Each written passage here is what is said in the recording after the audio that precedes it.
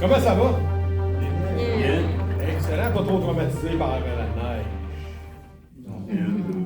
Un peu, pas, juste un peu. OK, parfait. Ce soir, le titre de mon discours, c'est La vie, partie 1. Puis je vais le développer en 3 volets. Est-ce que tout le monde a une feuille que je vous ai remis? Oui. OK. L'intro, le paragraphe d'intro, premièrement, c'est par rapport à un livre que j'avais écrit en 2011. C'est le tout début du livre. Puis la connexion avec le sujet, c'est que c'est un sujet qui est développé en 3 volets pour ce soir. C'est la victimisation, la responsabilisation, vision. 3 points.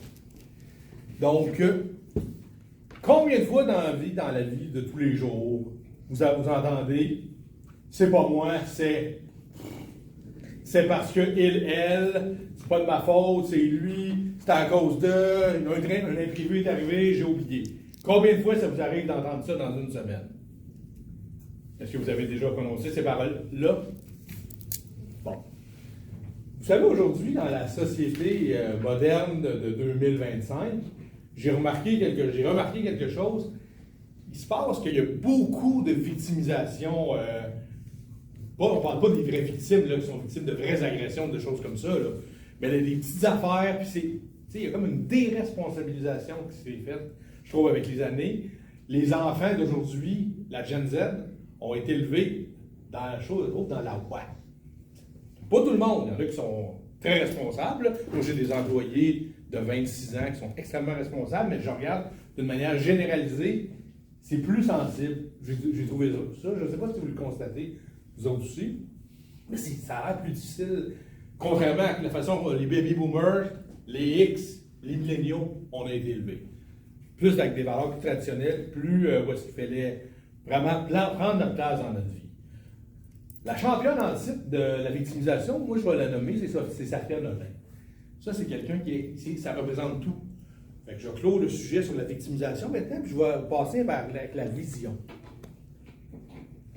Quand on a une vision dans la vie, une vision d'avenir, il n'y a absolument pas de problème il n'y a plus de victimisation qui va survenir parce qu'il y a un objectif, il y a un but, il y a quelque chose qui fait qu'on n'a plus besoin de se trouver des excuses ou de se sentir rejeté, victime de quelque chose, de la météo, de la neige, du soleil, de toutes sortes d'affaires, finalement, qui n'ont pas de lien avec notre situation.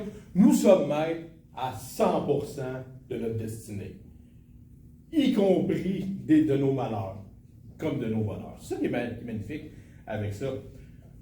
Le but de mon livre à l'époque, c'était justement d'arriver avec une responsabilisation en bas âge, d'implanter des programmes sociaux dans les écoles de responsabilisation à partir de la maternelle, pour que les jeunes commencent tout de suite à prendre leur vie en main, puis à développer leurs caractéristiques psychologiques et physiques. Le livre, je l'ai soumis à 2 maisons d'édition. Je n'ai pas été accepté, puis là, je n'ai pas voulu le faire comme J.K. Rowling qui fait beaucoup de maisons d'édition avant d'éditer Harry Potter. J'ai décidé qu'à 2, que je n'avais pas le temps, puis finalement, je laissais ça là. Mais là, aujourd'hui, je ressors mon livre, 14 ans plus tard. Puis je me dis, on va le présenter. Je vais arriver souvent ici, la vie partie 1, ça vient de là. C'est que je vais avoir la partie 2, puis ça va être des bouts de chapitres à chaque fois que je vais présenter. Donc, pour pallier à la victimisation, j'arrive avec la responsabilisation, qui est l'authentique voie vers le succès. Quand vous prenez votre vie en main, on peut tous le faire. Vous pouvez le faire, je peux le faire. Ce qui arrive, c'est que vous êtes maître à 100% de ce que vous allez faire. Si je prends le marteau, je me cogne un doigt, là, c'est la faute à qui? Ça pourrait être la faute du voisin. Mais non, c'est la mienne. C'est vous qui faites vos choix. On dit vous êtes le résultat de vos choix et de vos pensées. Alors, quand vous avez votre destinée en main, bien, vous pouvez aller vers tous les objectifs que vous voulez, foncer en avant, aller vers vos rêves et les atteindre surtout. Le plus grand danger, par contre, c'est d'avoir des petits rêves puis de les atteindre. Parce que par la suite, ben, vous asseyez dans une situation de confort.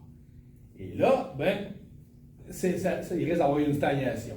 Dans la vie, la stagnation, c'est pire que la descente, puisque ça va inévitablement vous amener vers la descente. Donc, prenez votre vie en main, assumez vos choix, soyez fiers de ce que vous faites et allez vers l'avant. Pour ce qui est des programmes scolaires, imaginez vos enfants si à 5, 10 ans, 12 ans, 15 ans, ils démarraient une entreprise où ils savaient déjà où ils veulent s'en aller. Surtout avec le nombre de choix qu'on a aujourd'hui, prendre sa vie en main, c'est beaucoup plus facile qu'en 1985 ou en 1952. Aujourd'hui, il y a tellement d'options, il suffit d'ouvrir un ordinateur, une tablette. En plus, les jeunes peuvent s'éduquer avec Internet, puis l'intelligence artificielle sous peu. Donc, prendre sa vie en main, c'est votre destinée, c'est la destinée de la prochaine génération. Je vous remercie. This is what I'm made of. I will never let go.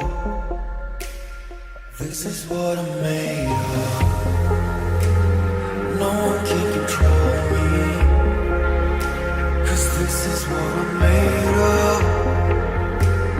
You can never break me. This is what I'm made of. You can try but you won't stop me. This is what I'm made of. I will never let go. This is what I'm made of.